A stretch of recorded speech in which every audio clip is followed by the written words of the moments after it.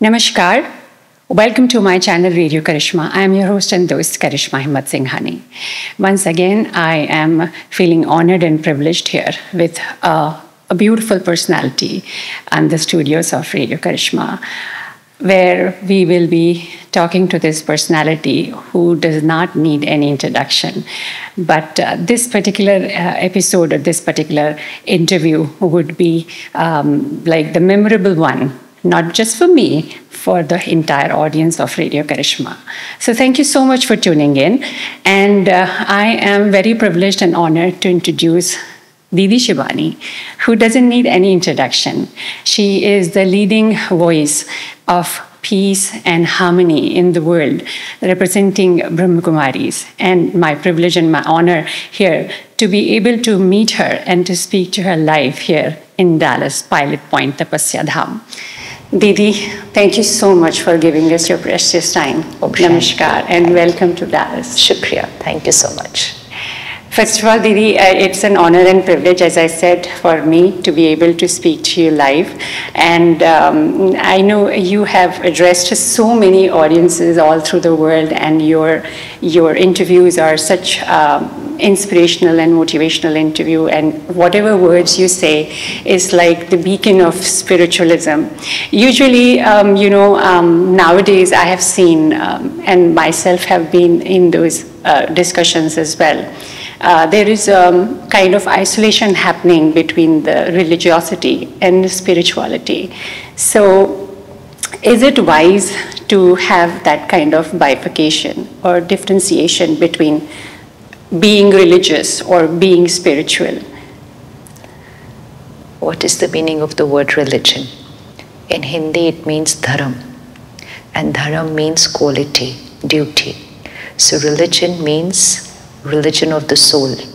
And what is the religion of the soul? Purity, peace, compassion, wisdom, love, power, bliss. This is the religion of the soul. Religion of the soul means this is the nature of the soul. This is the quality of the soul.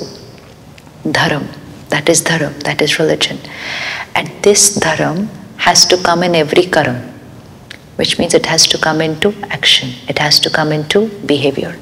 And every religion, which is Hindu, Muslim, Christian, Buddhism, Jainism, Sikhism, every religion on the planet is teaching the religion of the soul, right? Spirituality also is teaching the religion of the soul. So actually it's not very correct to say that they are different. Spirituality comes from the word spirit. Spirit means my Atma, and it is teaching us the religion of the soul, and so is every religion teaching us the same thing. So I don't think it's right to say that they are two different things. I think they're completely same, they complement each other, and they are teaching us the same thing. Maybe sometimes the way of explaining can be different, the way of expression can be different, the methodology can be different, but the intent and the essence is absolutely the same. Teaching every soul the religion of the soul and connecting every soul to Paramatma. Yes. Nirakar Paramatma, that's supreme power. That is the intent of every religion, and that is the intent of spirituality. And so it is not even right to say I'm not religious, and it is not right to say I'm not spiritual, because that's not the truth. Yeah. Because har ek atma hai, each one is a soul, so we cannot say I'm not spiritual. I am, because I am the spirit. And when I'm saying I'm not religious or I'm saying I'm not spiritual, I'm actually trying to say I do not want to bring my dharam into my karam, but which is not the truth. Every soul wants to do that. Yes. Every soul wants to do that. Yes. So actually, every soul is spiritual, and thereby implementing the religion into their practical life. So dharam and karam needs to go hand in hand. That will make us religious, that will make us spiritual. So if somebody says that, oh, I'm not religious, but I'm spiritual, so is that the unknowing mistake somebody is making? Because in today's time, we are connecting religion, or we are perceiving religion only as the rituals. Yeah. So when some people say I'm not religious, I'm spiritual, they are trying to say that I am not practicing the ritual.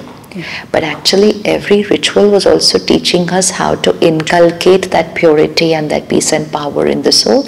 But sometimes we were practicing the ritual without understanding the deeper meaning behind that ritual and without implementing the meaning behind that ritual. So if I practice a ritual but I don't implement or inculcate the meaning of that ritual, then I'm not creating that inner strength, that inner power, that purity that I want to do. And because I was not doing it, it was my mistake. If I was not doing it, I was not getting benefit, which I had to get out of practicing that ritual. And so some of us then just started giving it up, saying, I'm not getting anything out of it. This is all just rituals. It was because we were doing it without meanings. It was because we were not doing it with the right intent. So it's not right to say that. Yeah. Because this is our inner quality, this is our original sanskar. We're all children of that one Paramatma, one God, and when we connect to Paramatma, we fill ourselves with those powers and that purity, and that radiate that in every karma. So beautifully said. Thank you so much, Didi, because these are the questions that usually come into my mind, because I myself being very religious, and because of these conflict statements that are here from the other side, I tend to, say, okay, I may not be spiritual, but I'm religious. So thank you so much for clarifying. And as I said before the interview, that I am mother of 2 boys, and as a mother, I'm always concerned about this excessive use of technology. That kind of it's helpful in so many ways. In fact, I come from media, so I'm using the technology all the time. So I cannot complain about it. But at the same time, we have seen in recent times that, 4 of us sitting on the dining table and everybody has a phone in their hand.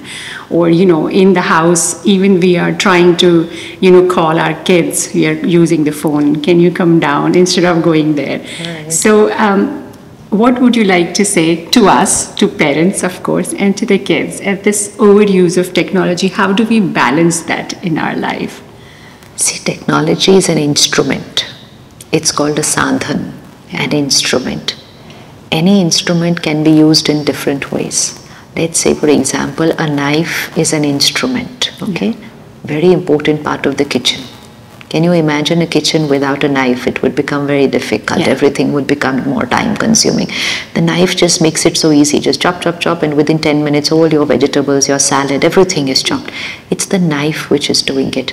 But now, I, the user of that instrument, have a choice how to use that instrument. So I can use that instrument for chopping, which is going to give nourishment and health to people. But I can also use that knife to end somebody's life. Yes. Right? So chaku to wahi hai.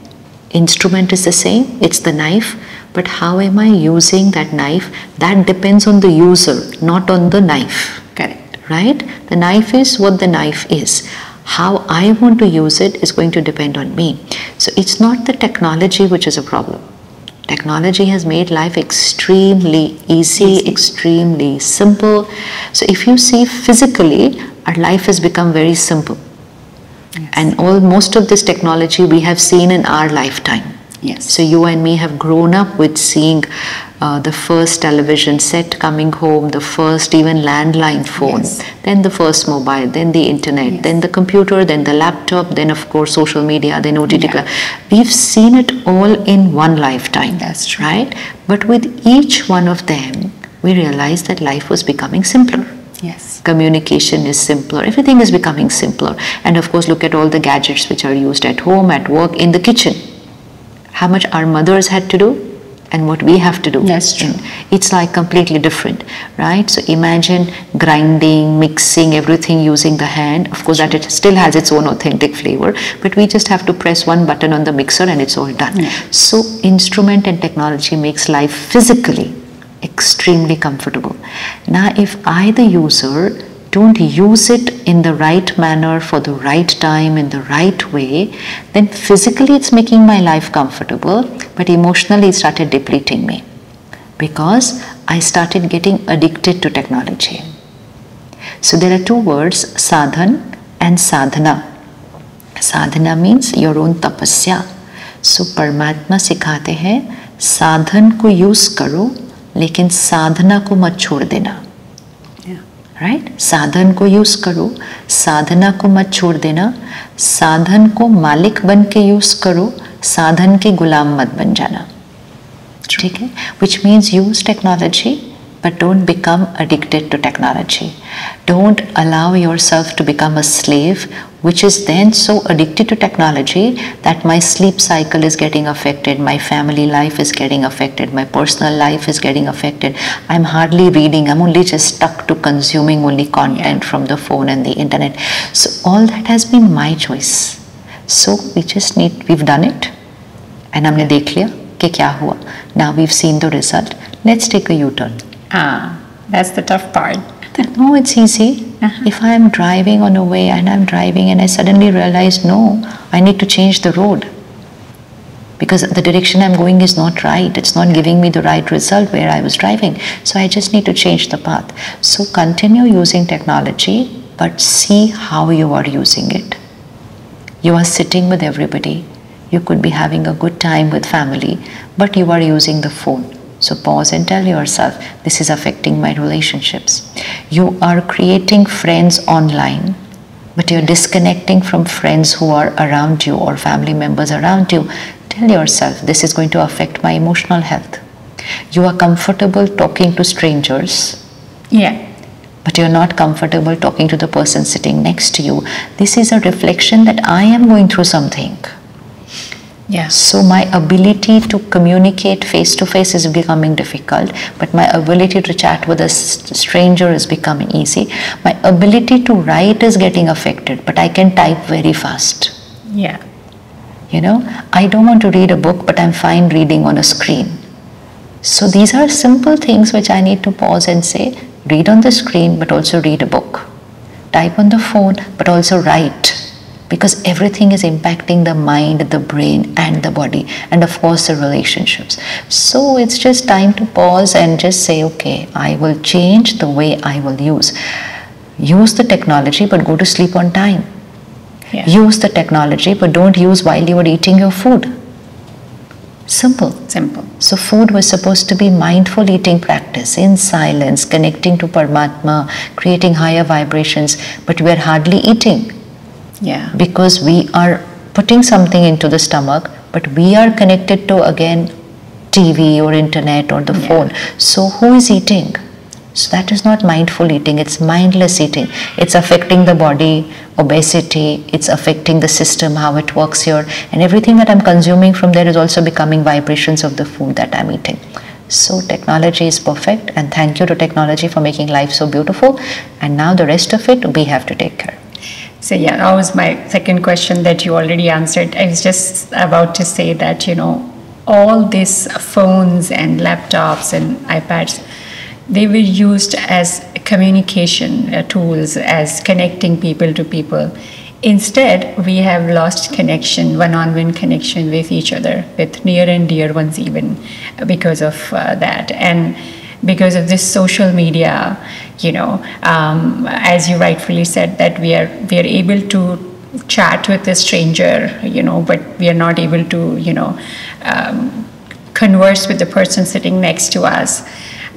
That actually, in a way, social media has been boom for many people, but we are seeing, Didi, that because of all these pressures, and then, you know, our ability to not to able to connect one-on-one with somebody, but at the same time chatting with stranger is not bringing happiness. In fact, it's actually causing a lot of mental issues. Yeah, definitely. So let's start changing things at home first. See, anything can be very good, but overuse of anything will have its effects, right? So even if there is a certain food item which is very healthy, but there has to be a certain quantity how much I have to eat it. Just because it's healthy I just cannot keep eating it the That is so entire true. day. That healthy food item would also create a disease because I overate. Yeah. I overate. So similarly, technology came to make us be able to connect to each other. In one click, we can send a message, we can read, we can connect, we can do everything. But if I overdid it, that is now creating my emotional health issues, my mental health issues, and most important, my relationships, my social health issues. So let's create self-discipline. Yeah. So self-discipline is the key. That let's say as a family, we make a decision that once we are at home, we keep our phones away. If there's something urgent, it will ring. Yeah. And if it's not urgent, we'll send a message that we'll talk tomorrow. Now I'm at home. So those self-discipline issues we have to create. It's no one else is going to come and tell us what to do. Let us first do it, and then it will empower our children also to start absorbing that. Don't go and tell your children to first do it. Yeah. To remember, it is we who started using this technology. They have only followed. Yeah. So let's not put the finger there. It is we. So technology was like, these gadgets were like toys which we just got, Our generation was the one who got these toys. Yes. To them, we've just handed it over. Yes. But we were the ones who got it for the first time. So it's like a child jisko khilona milta hai na. So when they get a toy, they don't want to eat, they don't want to sleep, they don't want to study because they just got a new toy. That's what we did in the last 20 years. We're not eating on time, we're not sleeping on time, we're not just doing anything because of the toy. And now the next generation, which means our children and grandchildren after that, they got it right from when they were in the womb of the mother. They saw it as lifestyle. Yeah. So and then in the womb of a mother, what is called as garab sanskar, which means a sanskar which is absorbed by the soul when the soul is in the womb of the mother. So if the mother was using all these gadgets while she was carrying the child, it's going to get absorbed by the child right from the womb. Yeah. Then when the baby is born, the first thing is done, you're clicking pictures with the phone. Everything is there. Then when you want to start feeding the child, because of lack of time or lack of patience, we're not being feeding the children the way we were fed. So, we were fed with stories, with talking. Yeah. Sometimes the mother had to run around the child. The whole day it would take half an hour to feed. Now, lack of time, lack of patience. You just put a screen and give them the food and they will eat it. But because they have eaten only that way. That's true. And whatever you do while eating. So in Hindi, the line is Jaisa an, vaisa man. Huh. So your the food, has the vibration of all that you are watching, you're consuming. So for the child, that is a habit now. It's a habit, it's a sanskar, but it is an addictive habit. Yeah. And so if you take that screen away from them right now, they will scream. And that is a withdrawal symptom, but it's fine. So our generation was addicted to, let's say, alcohol or substances or smoking. But then those who want to give it up, they did go through withdrawal symptom, but that was fine. They knew that this withdrawal symptom will just be for a few days and I will come out of my addiction forever. So this is also an addiction. So there will be withdrawal symptoms. There will be shouting, screaming, banging the floor or the door. It's a withdrawal symptom. Leave it. Yeah. Don't get panicked and give the phone back to them. Yeah. Let them scream. It's better they scream now. It's better they cry now. It's better they fight with you now. It's better they scream at you now. No problem. Provided they come out of the habit. Then they won't cry when they grow up. So let's just go back to practicing de-addiction. It will have withdrawal symptoms, but that's fine. Yeah. It's better to go through that little transition of withdrawal symptoms rather than to mess up with our life. Didi, you just spoke about the overuse of everything, overdoing. Recently we have seen, I'm talking about the young men, even the men or women who are in 30s, 40s. Now there is this over-enthusiastic zeal of gymming and, being fit and, more than it's outer body that they're worried about. And we have seen a lot of untimely deaths, even in the gym, while doing treadmill or looking healthy person just died of cardiac arrest all of a sudden. What do you have to say about that? I mean, well, there's a lot of study, research going on as to why these sudden cardiac deaths, especially post-COVID, has increased in big numbers. And it's not necessary, it's gymming. It's not always been those who were in the gym, so we really cannot put the finger there. Of course, there has to be a certain balance what you're doing there, yes, but it's been happening to anybody. Okay. Yeah. Anybody, not necessary only by gymming. So let's not put the finger there. And so a lot of cardiologists are saying that during COVID and post-COVID, we have started creating more stress than what we were creating before. Okay. Because COVID was a time of uncertainty. So there was stress of the disease or losing a family member or losing a job, or business going through its upheavals. During COVID, we got more addicted to screens. One, either because we were studying that way, or because we were working that way from home, or was just because we were free and we were locked down. So everything, screen usage increased during COVID. So some people had relationships issues during COVID because they were in a lockdown. Some people healed complicated relationships during COVID. So that COVID 2 years, and after that also there's been so much uncertainty in the job market, in the business, everything is becoming vulnerable. So it is the mind which is creating the stress. And that mind is obviously impacting the body. So while doing everything that you are doing, take out at least 15-20 minutes daily to strengthen the mind. And stop saying that stress is normal, and start energizing yourself so that you can face crisis with calm and dignity. So in physics, there was a simple formula: stress is equal to pressure divided by resilience. So pressures are there. Pressures will only increase.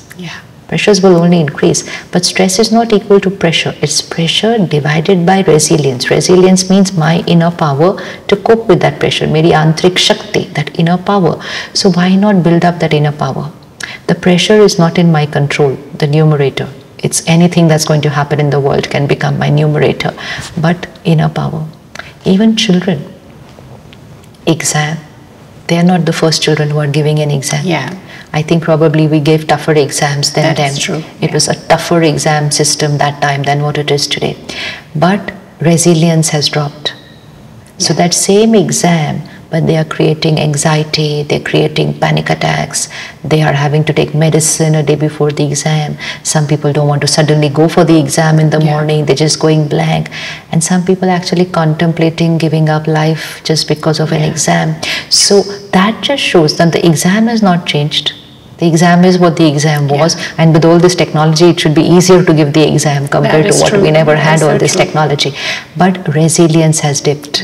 So let's start working on the denominator. So that's where you integrate spiritual practices into your lifestyle. So if anybody says, I am not spiritual, they are saying, I am not going to do anything to strengthen my mind. So spirituality is not about changing the clothes you wear. Spirituality is all about changing the way you think. It's about the way you think. So let's work on that resilience. The denominator, pressures will increase, but let's increase resilience even more than that and start reducing our stress levels, because it's not normal to be stressed, it's normal to be peace. It's normal to be power. And then your body will respond. And also healthy lifestyle, of course, with that. Before I ask you those few tools that will help us increase, I want to ask you one more stressful question. It is right now American society is facing in general. And being a mother here, my two boys out in this society, besides technology, there are different social challenges now, which actually my generation, being a parent, I was never aware of. The crisis, the confusion in youth's mind about their identity. So much so that now there is an identity crisis, even they are confused about their gender, as young as 80-year-old, And I happened to talk to a pediatric psychiatrist, and she said, I receive many patients, 8-year-old, 9-year-old, they are confused about their gender. So this is the new social challenge that we are facing in this society. How do we prepare ourselves to, be ready to give answers to the questions asked by our kids who are going in that society? But we are not aware of these problems,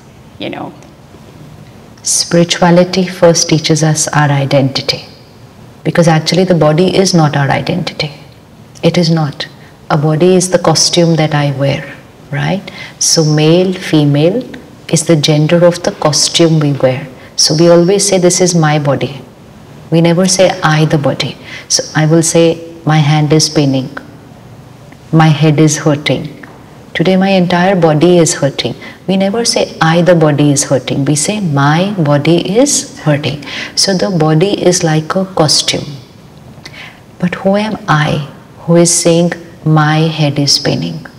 I'm not saying I head is paining. I'm saying my head is paining. I'm saying I sprained my foot. I didn't say I sprained I foot. So really the body is not the identity, it's the truth. Yeah. The body is not the identity, but then what is the identity? I am that energy which is using this body. The energy which thinks, the energy which feels, the energy which takes a decision, the energy which comes into action. That energy is the spirit, the soul, Atma, consciousness, light, power, words many. But word is not important. Important is the understanding that I am that energy which uses this body. The I, the soul, has no gender. Yeah. I, the soul, has no gender. It's energy. But the body is male or female gender, right? So no confusion about identity at all. Identity is कि मैं आत्मा हूँ, मैं शक्ति हूँ. I am this powerful energy, and this body is for me to use and to come into action. So let's go back to actually our identity. Yeah. Let's go back to our identity. That's true. And that is why when we say the word spirituality, which means a personality who remembers that I am a spirit. Spirit means I am the soul, I am that energy. And when I remember that I am this soul and you are another soul, there's actually no gender bias. That's true. Because we're all the same. We're all the same. We are all equal. So it's like you are wearing a green color sari, I'm wearing a white color sari. So our sari is different. Yeah. But you and I are same. Similarly, your body, my body is different. But you and I are same. And that I is a pure, powerful, divine, peaceful, loveful soul. That is my identity. Now bring your identity into action. That is spirituality. Let's not complicate simple matters. Yeah, I mean, what would you say to the kids? It's only an influence of the content that we are consuming. It is only an influence of what's happening around us. So someone has to start off something and then it just goes. Yeah. And then if I'm not doing it, then I'm supposed to be outcast. Yes. That is the thing. So to take care, nobody knows me better than myself. Nobody else is going to come and tell me. So I know myself. Let me not confuse myself just because of what other people are saying. Yeah. And I do not have to get influenced by peer pressure and what everybody is talking. Just have to pause and spend time with myself, and you know the truth. You know the truth. But when I don't spend time with myself, then I'm always influenced by what other people are saying. And sometimes I know what is right, but yet I will get swayed away into another direction only because I need their approval and their validation. Yeah. It's like even a simple thing like social media. If there are 20 children in a class, but if 2 children do not have social media handles, then they are an outcast. Correct. Just because you're not doing what everybody is doing, you are an outcast. But those 2 children, they need to understand if they believe what they're doing is right, then just stand for your right even if you're the only one. So this thing of I am good only if everybody else accepts me is getting children to get sucked into anything and everything that is being fed to them only because that gives them social validation. So again, bring back the spiritual power into your house. Yeah. Nourish your children with that energy right from the time that they were in the womb. Even if they have grown up now, you strengthen yourself, your vibrations will strengthen them. Your vibrations will strengthen them, and that will help them to be themselves, even if they're the only one in their whole social circle. That's the power which we need right now.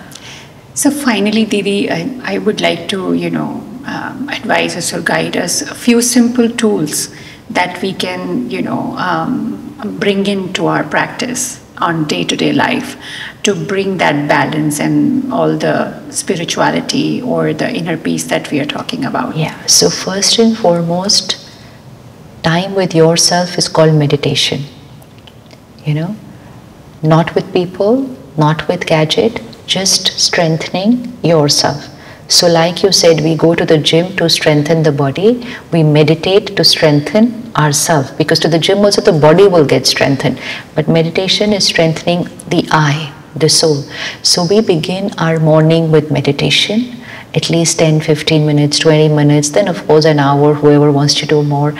So that is the best way to begin the day, because you're strengthening yourself first thing in the morning, and you are increasing that resilience power, the denominator of pressure divided by resilience. Second thing that needs to be inculcated is healthy content. Yeah. So content is emotional diet. We are consuming so much content which has ego, lust, greed, jealousy, comparison, competition, crime, terror. We are consuming that content, and whatever content I consume, that becomes my thought process. My thought process comes into karma, and that creates my destiny. So spirituality teaches me to consume healthy content, again another 20 minutes during the day, which means I'm consuming content of purity, peace, power, compassion, forgiveness, unity, empathy. I'm consuming that content daily. So when I consume that content, that becomes my thought process. That comes into my karma, that changes my sanskar. So one is meditation, the other is spiritual study, which means healthy content, healthy emotional diet. Third, food. Food. Because jaisa an vaisa man hai. So take care of the food, not just in terms of the nutrients. Obviously it has to be healthy nutrition wise, but it also has to be healthy vibration wise. And the simplest way for that is first experiment with a plant-based diet. Yeah. Because an animal-based diet has pain, it has fear, it has anxiety, it has violence, it has death. Just experiment for 3 months with a plant-based diet. Second, as far as possible, eat at home. Yeah. Food that is bought is cooked for profit. It's not cooked with the intention of nourishing you with good health. It's cooked for profit. It's cooked as a business model. It's cooked in a hurried state, and I don't even know the state of the mind of the person who's cooking for me. So as far as possible, eat at home. Cook yourself with a very peaceful, powerful mind. Cook as if you're making prasad. In the highest energy, in that meditative state, saying your prayers, saying your hymns. Cook in that state and see the magic that it will create on the family. So an is another very important part. And another part is sleep cycle. Early to bed, early to rise. Yeah. Now our children have changed that. They are sleeping at a time when we should be waking up. That's true. So in Bharat we call it Brahma Muhurat, Amrit Vela, which means that early morning highest vibrational time, which is between 4 to 5 a.m. That is the time to wake up. It's the highest vibrational time. Intuition power is highest at that time. Clarity of thinking is highest. Decision making is accurate. Energize yourself. Children are going to sleep at that time now. Yeah. So anything you do against nature, it will take a toll on you. So that time band of sleeping between 10 to 4 is very important. And just before sleeping, don't consume negative content, because that is going to get processed on your mind while you are sleeping, and that is what is increasing anxiety, because just before going to sleep you're watching a crime show, you're watching a thriller, you're watching, so obviously it will create anxiety because it's going into your subconscious while you are sleeping. So very simple habits, actually nothing new, just what we used to be. Let's go back to being that and creating many more miracles in life. Thank you so much, Devi. These are nothing new points, but they make so much sense when you are speaking. So thank you so much for your divine presence, and thank you so much for giving us your precious time. It was like, I wish we could talk more. I can sit here for an hour and hour, but still, I mean, I'm very grateful that I got a little time and my audience got this little time with you and listened to your divine and wise words. Thank you so much, Didi. Thank you. Namaskar. Thank you.